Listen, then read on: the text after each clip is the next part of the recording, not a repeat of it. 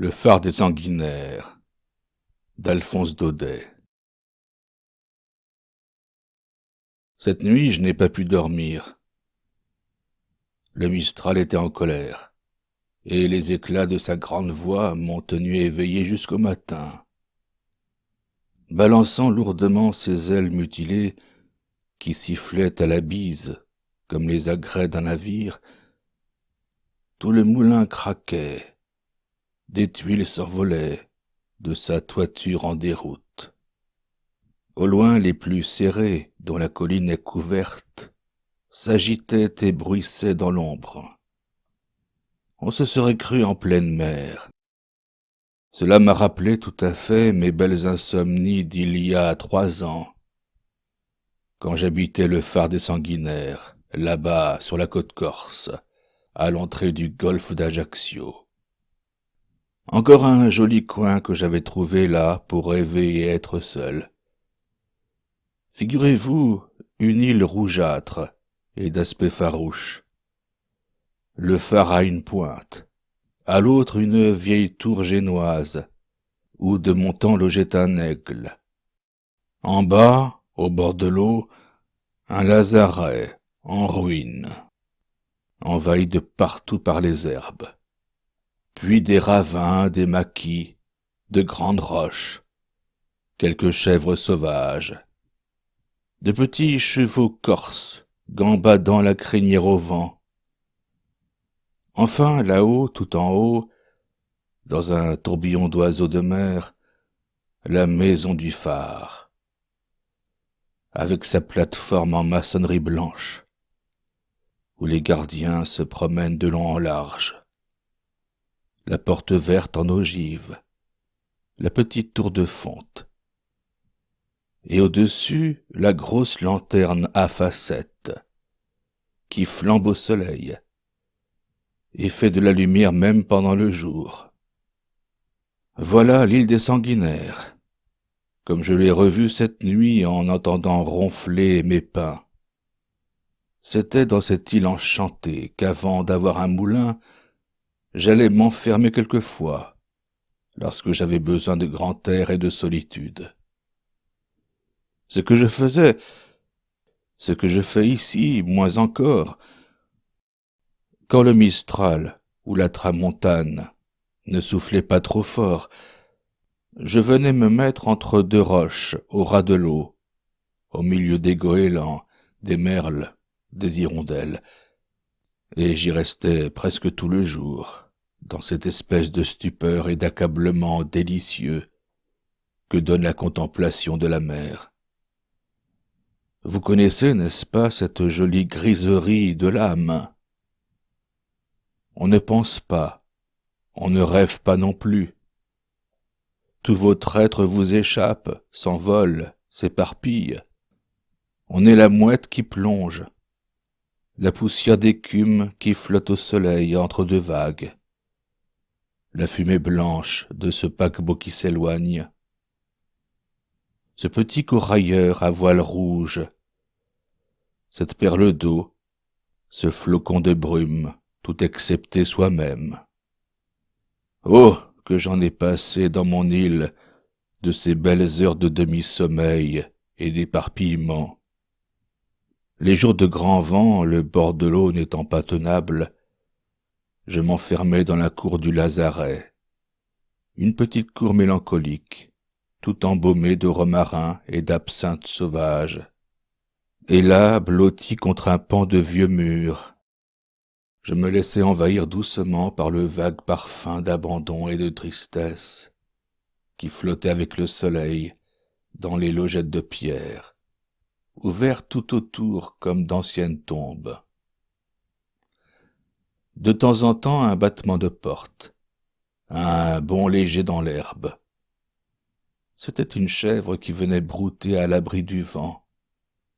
En me voyant, elle s'arrêtait interdite et restait plantée devant moi, l'air vif, la corne haute, me regardant d'un œil enfantin. Vers 5 heures, le porte-voix des gardiens m'appelait pour dîner. Je prenais alors un petit sentier dans le maquis, grimpant à pic, au-dessus de la mer.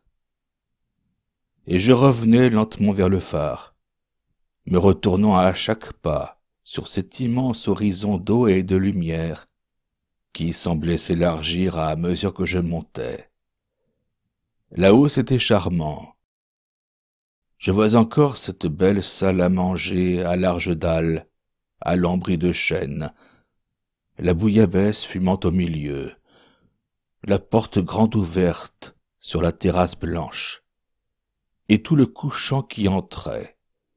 Les gardiens étaient là, m'attendant pour se mettre à table. Il y en avait 3, un Marseillais et 2 Corses, tous 3 petits, barbus, le même visage tanné, crevassé, le même pelone en poil de chèvre, mais d'allure et d'humeur entièrement opposées. À la façon de vivre de ces gens, on sentait tout de suite la différence des 2 races. Le Marseillais, industrieux et vif, toujours affairé, toujours en mouvement, courait l'île du matin au soir, jardinant, pêchant, ramassant des œufs de gouaille, s'embusquant dans le maquis pour traire une chèvre au passage, et toujours quelque aïoli ou quelque bouillabaisse en train. Les Corses, eux, en dehors de leur service, ne s'occupaient absolument de rien. Ils se considéraient comme des fonctionnaires et passaient toute leur journée dans la cuisine à jouer d'interminables parties de scopal, ne s'interrompant que pour rallumer leur pipe d'un air grave et hacher avec des ciseaux, dans le creux de leurs mains, de grandes feuilles de tabac vert. Du reste, Marseillais et Corses, tous 3 de bonnes gens, simples, naïfs, et pleins de prévenance pour leur hôte, quoique au fond il dût leur paraître un monsieur bien extraordinaire. Pensez donc, venir s'enfermer au phare pour son plaisir. Eux qui trouvent les journées si longues, et qui sont si heureux quand c'est leur tour d'aller à terre. Dans la belle saison, ce grand bonheur leur arrive tous les mois. 10 jours de terre pour 30 jours de phare. Voilà le règlement. Mais avec l'hiver et les gros temps, il n'y a plus de règlement qui tienne. Le vent souffle, la vague monte, les sanguinaires sont blanches d'écume, et les gardiens de service restent bloqués 2 ou 3 mois de suite, quelquefois même dans de terribles situations. Voici ce qui m'est arrivé à moi, monsieur, me contait un jour le vieux Bartoli, pendant que nous dînions. Voici ce qui m'est arrivé il y a 5 ans, à cette même table où nous sommes, un soir d'hiver comme maintenant. Ce soir-là, nous n'étions que 2 dans le phare, moi et un camarade, qu'on appelait Tchéco. Les autres étaient à terre, malades, en congé, je ne sais plus. Nous finissions de dîner bien tranquille. Tout à coup, voilà mon camarade qui s'arrête de manger, me regarde un moment avec de drôles d'yeux, et pouf, tombe sur la table, les bras en avant. Je vais à lui, je le secoue, je l'appelle « Oh Tché, oh Tché !» Rien, il était mort. Vous jugez quelle émotion. Je restai plus d'1 heure stupide et tremblant devant ce cadavre. Puis, subitement, cette idée me vient. Et le phare? Je n'eus que le temps de monter dans la lanterne et d'allumer. La nuit était déjà là. Quelle nuit, monsieur! La mer, le vent n'avaient plus leur voix naturelle. À tout moment, il me semblait que quelqu'un m'appelait dans l'escalier. Avec cela, une fièvre, une soif. Mais vous ne m'auriez pas fait descendre. J'avais trop peur du mort. Pourtant, au petit jour, le courage me revint un peu. Je portai mon camarade sur son lit. Un drap dessus, un bout de brière, et puis vite aux signaux d'alarme. Malheureusement, la mer était trop grosse. J'eus beau appeler, personne ne vint. Me voilà seul dans le phare avec mon pauvre Tchéco, et Dieu sait pour combien de temps. J'espérais pouvoir le garder près de moi jusqu'à l'arrivée du bateau. Mais au bout de 3 jours, ce n'était plus possible. Comment faire? Le porter dehors? L'enterrer? La roche était trop dure, et il y a tant de corbeaux dans l'île.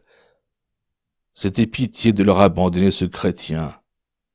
Alors, je songeais à le descendre, dans une des logettes du lazaret.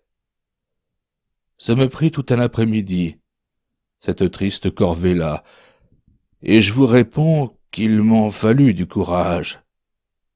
Tenez, monsieur, encore aujourd'hui, quand je descends ce côté de l'île par un après-midi de grand vent, il me semble que j'ai toujours le mort sur les épaules.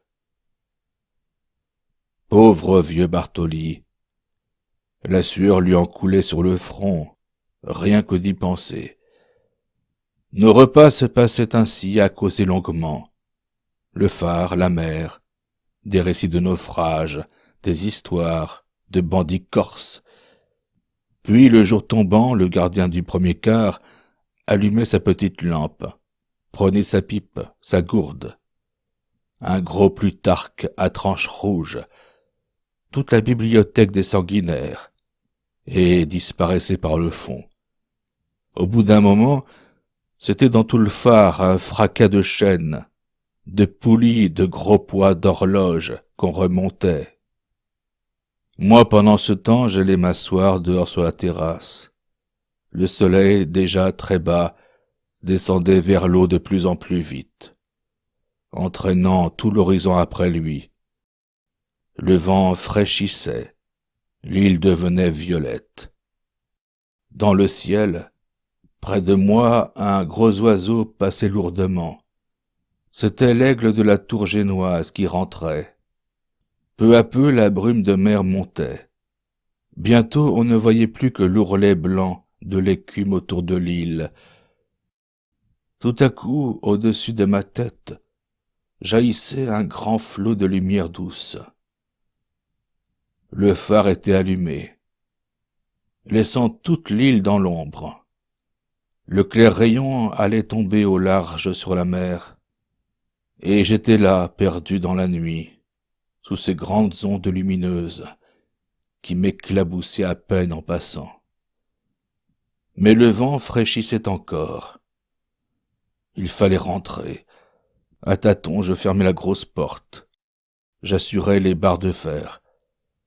Puis, toujours tâtonnant, je prenais un petit escalier de fonte qui tremblait et sonnait sous mes pas. Et j'arrivais au sommet du phare. Ici, par exemple, il y en avait de la lumière. Imaginez une lampe carcelle gigantesque à 6 rangs de mèches, autour de laquelle pivotent lentement les parois de la lanterne, les unes remplies par une énorme lentille de cristal, les autres ouvertes sur un grand vitrage immobile qui met la flamme à l'abri du vent. En entrant, j'étais ébloui. Ces cuivres, ces étains, ces réflecteurs de métal blanc, ces murs de cristal bombé qui tournaient avec de grands cercles bleuâtres. Tout ce miroitement, tout ce cliquetis de lumière me donnait un moment de vertige. Peu à peu, cependant, mes yeux s'y faisaient, et je venais m'asseoir au pied même de la lampe, à côté du gardien qui lisait son Plutarque à haute voix, de peur de s'endormir. Au dehors, le noir l'abîme. Sur le petit balcon qui tourne autour du vitrage, le vent court comme un fou en hurlant. Le phare craque, la mer ronfle. À la pointe de l'île, sur les brisants, les lames font comme des coups de canon. Par moments, un doigt invisible frappe au carreau. Quelque oiseau de nuit que la lumière attire et qui vient se casser la tête contre le cristal. Dans la lanterne étincelante et chaude, rien que le crépitement de la flamme, le bruit de l'huile qui s'égoutte, de la chaîne qui se dévide, et une voix monotone, psalmodiant la vie de Démétrius de Phalère. À minuit, le gardien se levait, jetait un dernier coup d'œil à ses mèches, et nous descendions. Dans l'escalier, on rencontrait le camarade du second quart qui montait, en se frottant les yeux. On lui passait la gourde, le Plutarque. Puis, avant de gagner nos lits, nous entrions un moment dans la chambre du fond, tout encombrée de chaînes, de gros poids, de réservoirs d'étain, de cordages.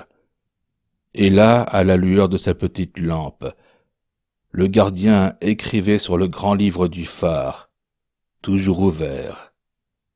Minuit, grosse mer, tempête, navire au large.